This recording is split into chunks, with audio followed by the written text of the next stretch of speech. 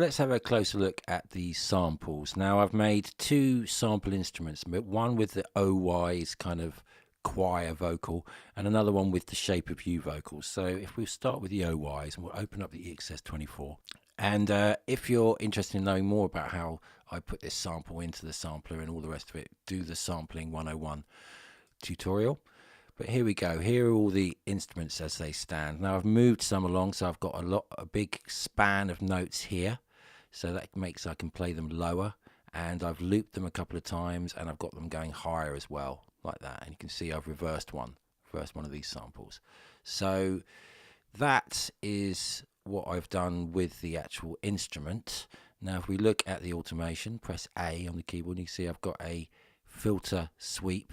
It's got a low pass filter on it here, and it's slowly opening up, and that happens throughout the track like so. So let's just have a quick listen to that on its own.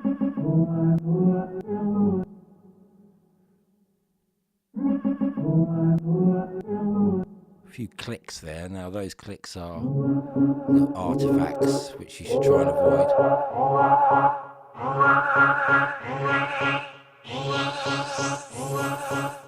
So I've copied that instrument onto another track, and you can see here I've put some echo on it. And so if we just listen to this one, this is the one that's reversed. So that goes like this.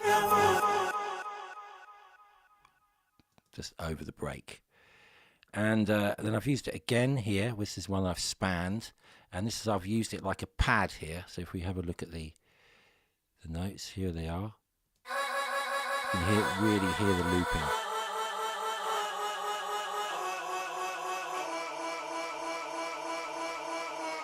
Oh, I used some pitch bend there as well.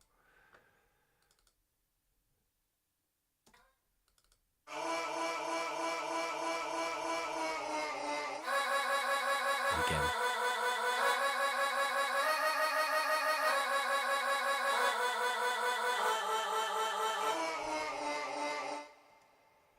So that's that. So that will work in conjunction with the other keyboard lines, of course. And so yeah, so that's what I've done with that so far. And let's just keep on going through the samples. So on the other sample instrument, which is the one with the shape of you, you can see that's a bit more complex. I've pitched loads. So we've got a group here which are pitched down. We've got a group here that are pitched up, and we've got a group here which are pitched normally. And you do that using the coarse and fine pitch controls that you have here. And you can see here some are pitched up 5, some are pitched up 12, some are pitched down 26, and that's dependent on the key note as well. So it can get a bit complicated. So the best advice I can give is use your ears, and if it sounds right, then it probably is. If it doesn't sound right, then it's wrong. Yeah, so that's pretty much that.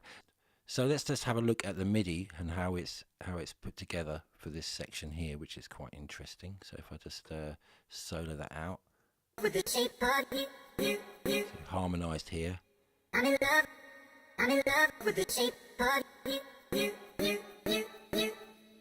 I'm in love with the shape of you. Just changing rhythmical events.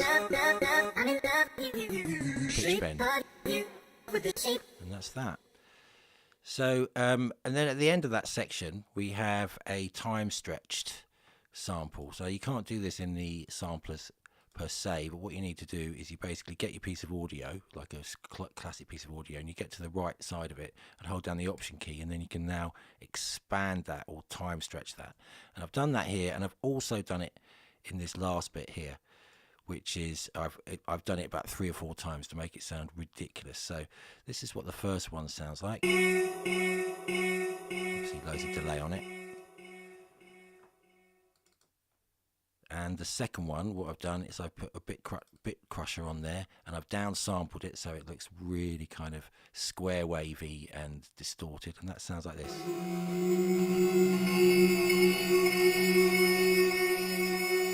So it's almost like an atmospheric effect now. And also on that I've used a bit of panning automation, so I've panned from the left to the right to the center, and that's what I've done here. So for the end section, the shape of views, I've basically, we start mixing up different parts. So we're trying to make variations, rhythmical variations, but I make use of this, the delay designer here. I don't think we've talked about this at all, but this is a really powerful delay unit, which you can really go to town with. And I'm just using it here for a sweeping 1/4 note pan and panning delay, and that sounds like this.